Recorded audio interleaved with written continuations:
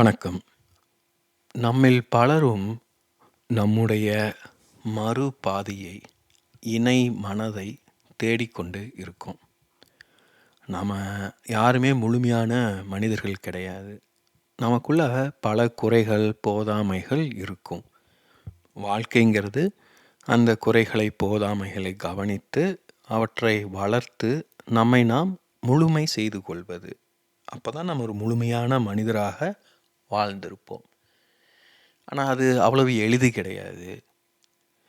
என்று நாம் முழுமையாக உணர்வோம்னு தெரியாது. அப்போ அது வரைக்கும் என்ன செய்வது?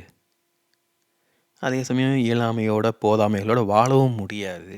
ஏன்னா ஒரு குறைகள் இருந்தது அப்படின்னா, ஏதோ ஒரு நிறைவின்மையை உணர்ந்துக்கிட்டே இருப்போம். அதை முழுமை செய்யணுங்கிற ஒரு துடிப்பு இருந்துக்கிட்டே இருக்கும். ஆனால் என்ன செய்கிறது, எப்படி செய்யறதுன்னு தெரியாது. அப்போ அது போன்ற தருணங்களில் தான் நம்ம பலரும் பார்த்திங்கன்னா நல்ல நண்பர்களை, துணைவர்களை தேடுவோம். இப்போ நல்ல நண்பர் ஒருவரை இணை மனம்னு சொல்லலாம். நம்மை போலவே சிந்திப்பவர், ஒரே அலைவரிசையில் யோசிப்பவர் அப்படின்னு சொல்லலாம். நம்முடைய மறுபாதிங்கிறது நம்முடைய எக்ஸாக்ட் ரிப்ளிகா. நம்மிடம் என்னெல்லாம் இல்லையோ அதெல்லாம் இன்னொருவிடம் இருக்கும். அவரிடம் இல்லாதெல்லாம் நம்மிடம் இருக்கும். ஒரு விதத்தில் நாம் இருவரும் நம்மை நாம் சேர்ந்து வாழ்வதன் மூலமாக முழுமை செய்து கொள்ள முடியும். எல்லாருமே அப்படிப்பட்ட ஒரு துணையை தேடிக்கிட்டு இருக்கோம். பெண்கள் ஆண்களை, ஆண்கள் பெண்களை தேடிக்கிட்டு இருக்காங்க. அதை தான் நம்ம காதல்னெல்லாம் சொல்கிறோம். கொஞ்சம் கவனித்து பார்க்கணும். இது எதுவுமே உண்மை கிடையாது, எதுவுமே பொய் கிடையாது.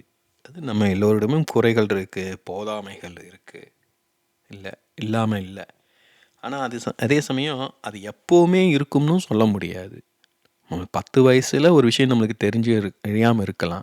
50 வயசுலேயும் அப்படியே இருப்போம்னு சொல்ல முடியாது இல்லையா?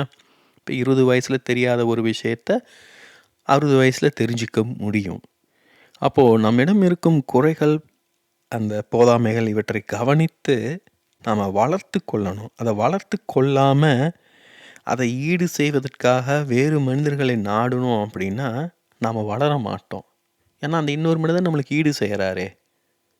இப்போ எளிய உதாரணம், நான் கனடாவில் வசித்தாலும் நான் பொள்ளாச்சியில் பிறந்தவன், தமிழ் மீடியத்தில் படித்தவன். எனக்கு ஆங்கிலம்லாம் நன்றாக பேசலாம் வராது. இப்போ கடைக்கு போகணும், ஒரு காஃபி வாங்கணும் அப்படின்னா நான் பெரும்பாலும் முன்னாடி போக மாட்டேன். நான் மனைவிகிட்ட தான் சொல்லுவேன். அவங்களுக்கு தெரியும் என்ன வேணும், எனக்கு எக்ஸாக்டாக வேணும்னு தெரியும். ஸோ அவங்க வாங்கிட்டு வந்துடுவாங்க. அப்போது நான் என்ன பண்ணுறேன், என்னுடைய இங்கிலீஷ் புரியலை, அந்த போதாமையை என் மனைவியை கொண்டு நான் பூர்த்தி செய்து கொள்கிறேன். புது இடத்துக்கு போகணும், என்ன பண்ணணும் ஏது பண்ணணும்னு தெரியலன்னா நான் அவங்கள தான் நம்புவிருப்பேன். ஏன்னா அவங்க கனடாவில் படித்தவங்க, நல்ல ஆங்கிலம் தெரிந்தவர்கள், வெளிநாடுகளில் வேலை செய்தவர், நிறைய விஷயங்கள் அவங்களுக்கு தெரியும். இப்போ அவங்கள சார்ந்திருப்பதன் மூலமாக நான் என்னுடைய குறைகளை நான் மறைத்து கொள்கிறேன் இல்லையா? அதை போலவே அவங்களுக்கு எனக்கு இருப்பதனால ஒரு பாதுகாப்பாக அவங்க உணர்கிறாங்க. என்னுடைய ஆர்வம், ஈடுபாடு, தேடல் இதெல்லாம் ஏதோ ஒரு விதத்தில் அவங்களுக்கு உதவுது, அவங்களுக்கும் வழிகாட்டுது. ஸோ இப்படி தான் நம்ம நண்பர்களை தேடுறோம், உறவுகளை தேடுறோம். ஸோ ஒரு தேவை இருந்தால் தான் நட்போ உறவோ அமையும் இல்லையா? ஒருத்தருக்கு எதுவுமே தேவையில்லைன்னா அவருக்கு மற்ற மனிதர்கள் தேவை கிடையாது. ஆனால் அவருக்கு மற்ற மனிதர்கள் தேவைப்படலாம். உண்மையில் அதுதான் ஒரு முழுமையான மனிதன் ஆவதுன்னு சொல்கிறது. அது நமக்கு நம்மை தவிர வேறு யாருமே தேவையில்லைங்கிற நிலையை அடையும் போது நாம் நம்மை முழுமை செய்து கொண்டிருப்போம். அப்போது நமக்கு நண்பர்கள், துணை, வழிகாட்டிகள், ஆசிரியர்கள் இதெல்லாம் தேவைப்படுது அப்படின்னா என்ன அர்த்தம்? நம்மை நாம் முழுமை செய்து கொள்ளலைன்னு அர்த்தம்.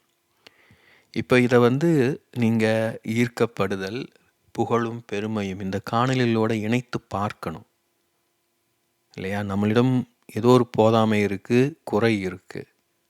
அப்போது அதை எப்படி வளர்ப்பது? அதை நாம் தான் செஞ்சாகணும். அது செய்யாமல் இன்னொருவரை தேடி செல்லும்போது அப்போ இன்னொருவாள் ஈர்க்கப்படுவோம் இல்லையா? ஈர்க்கப்படும் ஒருவரை தான் நம்ம தேடி செல்வோம். அப்போ தேடி செல்லும்போது அந்த ஈர்க்கப்படுதலில் சொல்லியிருப்பது போல் அது என்ன சுட்டி காட்டுது? ஒருவேளை ஈர்க்கப்படும் போதே அது நம்மிடம் இருக்கும் அந்த குறையை, போதாமையை தான் காட்டுது. நீ அவளால் ஈர்க்கப்படுற, அப்போ உங்ககிட்ட அது இல்லை. சரிதானே? அப்போது நம்ம என்ன செய்யணும்?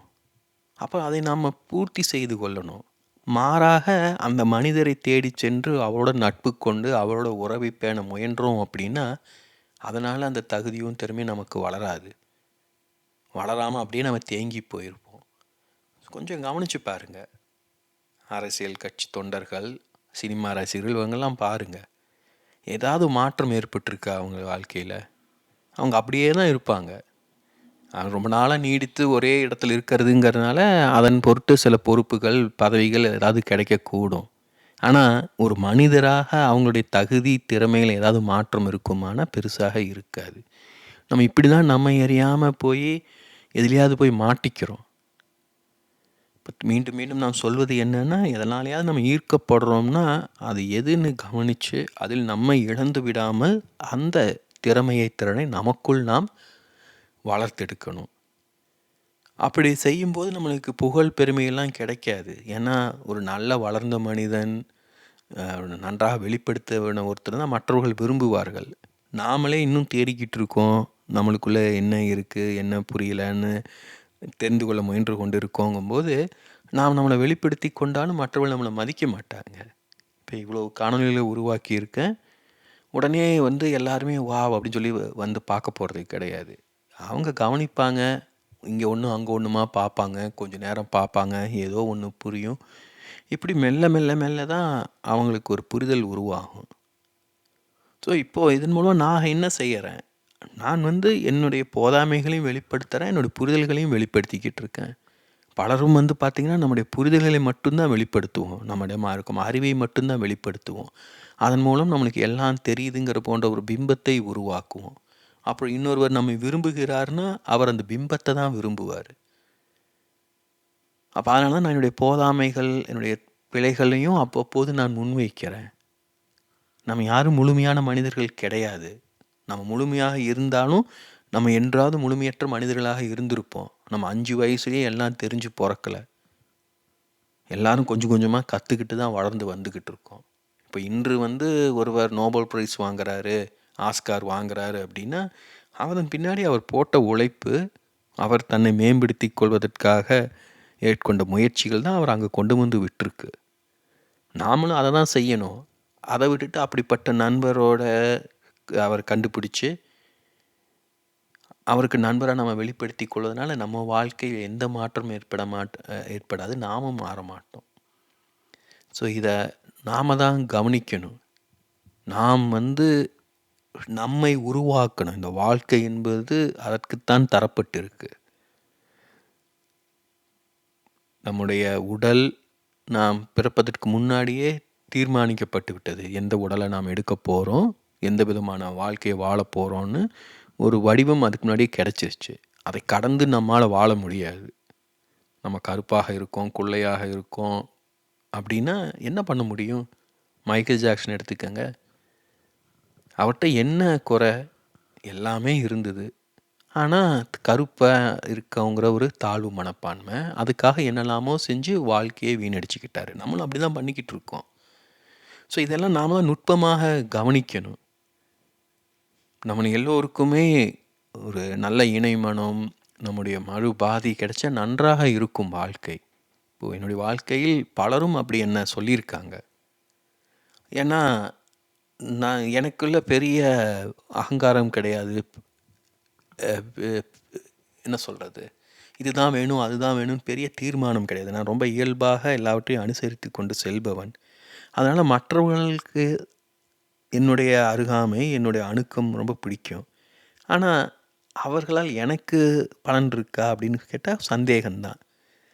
ஏன்னா நான் முன்னே சொன்னது போல், அதாவது என்னுடைய ட்ராமாவின் காரணமாக என்னுடைய குறைகள் தான் எனக்கு நன்றாக தெளிவாக தெரியும். இப்போ யாரோட நான் பழகினாலும் அவங்க கொஞ்ச நாள்லேயே வந்து பார்த்திங்கன்னா அவங்களுக்கு ஏதோ ஒரு விதத்தில் என்னை பிடிக்காமல் போகும். இல்லை என்னிடம் இருக்கும் குறைகளை சுட்டி காமிச்சு ஏதாவது சொல்லிக்கிட்டே இருப்பாங்க. ஸோ இதுதான் வாழ்க்கையில் இருக்கும் ஒரு சிக்கல். இணை மனம் மறுபாதி அப்படின்னா நம்மிடம் ஒரு குறை இருக்கும்போது தான் அதெல்லாமே சாத்தியம். அப்போது இன்னொருவருடைய நட்பு துணை வேண்டும் நம்மளுக்குன்னா நாம் குறைபாடு உள்ளவர்களாக இருந்துக்கிட்டே இருக்கணும். ஒரு நொண்டியாக, கால் ஒழுங்காக செயல்படாதவராக இருந்தால் தான் நம்மளுக்கு ஊன்றுகோல் தேவை இல்லையா? அப்போ ஒரு நட்பு, உறவு இதெல்லாமே ஊன்றுகோல்கள்னு சொல்லலாமா? அது நம்ம வாழ்நாள் முழுக்க இருக்கணும்னா, நம்ம வாழ்நாள் முழுக்க ஊனமுற்றவராக இருக்கணும். அதற்கு தயாராக இருக்கோமா? கொஞ்சம் யோசிக்கணும். ஏன்னா இதெல்லாம் ஒரு கனவு, கற்பனை போல நம்ம பலரும் ஒரு பர்ஃபெக்டான துணையை தேடிக்கிட்டு இருக்கோம். இல்லை உருவாக்க முயன்று கொண்டு இருக்கோம். அதெல்லாம் சாத்தியமே கிடையாது. ஏன்னா நம்ம ஒவ்வொருவரும் நம்முடைய வாழ்க்கையை வாழ்வதற்காக பறந்திருக்கோம். இன்னொரு வாழ்க்கையை பூர்த்தி செய்வதற்காக நம்ம பிறக்கலை. இப்போ குழந்தைகள் பிறக்குதுன்னா குழந்தைகள் தங்களுடைய வாழ்க்கையை வாழ்வதற்காக பிறக்குது, அவ்வளவுதான். ஆனால் நம்ம பலரும் குழந்தைகளை பெற்றுக்கொள்வது நமக்கு கொல்லி வைப்பதற்கு, நம்ம பேரை காப்பாற்றுவதற்கு, கடைசி காலத்தில் நம்மளை கவனிச்சிக்கிறதுக்கு தான். ஏன் அதுக்கு மருத்துவமனை அதுக்கு தானே இருக்குது. நல்லா சம்பாதிச்சு பணம் வச்சுருந்தோம்னா மருத்துவர்கள் நம்மளை கவனிச்சிக்கிறாங்க. இல்லை ஒரு முதியோர் இல்லத்தில் போனால் அந்த இல்லம் நம்மளை கவனிச்சிக்கும். இதுக்கு எதுக்கு குழந்தைய பெற்று வளர்க்கணும்? யோசிச்சு பாருங்கள். இது எவ்வளோ ஒரு கொடுமையான விஷயம். அதாவது ஒரு செங்கல் சூளை வச்சுருக்கோம். அந்த செங்கல் சூளையை பராமரிக்கிறதுக்கு ஆள் வேணுங்கிறதுக்காக வேலைக்கு ஆளை எடுத்துக்காமல் குழந்த பெற்று நம்ம குழந்தைகளையே அந்த செங்கல் சூளையில் அடிமையாக வச்சுருப்போமா? நம்முடைய குடும்பம் என்பது அப்படி தான் இருக்குது. நம்ம பலரும் அப்படி தான் வாழ்க்கையை வாழ்ந்துக்கிட்டு இருக்கோம். இப்போ ரொம்ப முக்கியமான விஷயம் இது. ஏன்னா நம்ம வயசு என்னவாக இருந்தாலும் நம்மளிடம் ஏதாவது குறை இருக்கும். 70 வயசாக இருந்ததுன்னா நம்மகிட்ட பணம் இல்லாமல் இருக்கும், ஆரோக்கியம் இல்லாமல் இருக்கும். அப்போ அதற்கேற்றாற்போல் அதை ஈடு செய்வதற்கு போல் யாராவது ஒருவரை நம்ம எதிர்பார்ப்போம். இளம் வயதில் நல்ல ஆரோக்கியமாக இருப்போம், ஆனால் அறிவு இருக்காது. அப்போ அதுக்கேற்ற துணைகளை தேடுவோம். ஸோ இப்படி துணைகளை தேடிக்கொண்டு அவர்களின் அடிப்படையில் நம்முடைய வாழ்க்கையை அமைச்சிக்கிட்டு இருந்தோம்னா நம்முடைய வாழ்க்கையை நாம் வாழ மாட்டோம், சரியான பாதையில் நாம் செல்ல மாட்டோம். என்னதான் நல்ல நண்பர்கள் அமைந்தாலும், நல்ல மனைவி கணவன் அமைந்தாலும், நல்ல குழந்தைகள் குடும்பம் அமைந்தாலும் நாம் முழுமையாக உணர மாட்டோம். ஏன்னா அந்த முழுமை தனி மனிதர் தனக்குள் கண்டடைய வேண்டியது.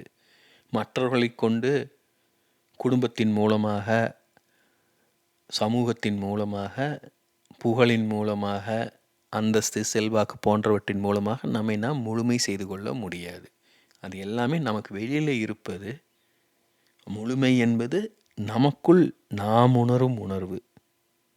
அது நாம் மட்டும்தான் உணர முடியும். அதை நம்ம சரியாக உணரும்போது தான் நம்முடைய வாழ்க்கையை நாம் வாழ்ந்துக்கிட்டு இருப்போம். அப்போ தான் நாம் நாமாக இருப்போம். அதை உணராத வரைக்கும் நம்முடைய வாழ்க்கையை நாம் வாழ மாட்டோம், முழுமையாக நாம் உணர மாட்டோம், மகிழ்ச்சியாக நிறைவாக உணர மாட்டோம். அப்போது எவ்வளவு நண்பர்கள் இருந்தாலும், துணைகள் இருந்தாலும், அவர்கள் ஏதோ ஒரு விதத்தில் நம்முடைய அந்த குறைகளை, போதாமைகளை நினைவுபடுத்திக்கிட்டே தான் இருப்பாங்க. யோசிச்சு பாருங்கள். ஒருவருக்கு ஆயிரக்கணக்கான பேர் ஃபாலோவர்ஸ் தேவைப்படுது அப்படின்னா அவருக்குள்ளே அவ்வளவு வெறுமை இருக்குதுன்னு அர்த்தம். உண்மையாக மகிழ்ச்சியாக இருக்கிறவன், நிறைவாக இருப்பவனுக்கு எதுக்கு கூட்டம்? நாம் தான் யோசிக்கணும். இதை திருப்பி நம்முடைய வாழ்க்கையில் இதை பொருத்தி பார்க்கணும். நம்ம எந்த அளவு புரிஞ்சுக்கிறோம், இது நம்முடைய வாழ்க்கையில் எப்படி வெளிப்படுது, இதனால் நம்மளுக்கு என்ன பயன்னு புரிஞ்சிக்கணும். ஏன்னா நம் வாழ்க்கை நம் தேர்வு, நம் வாழ்க்கை நம் பொறுப்பு.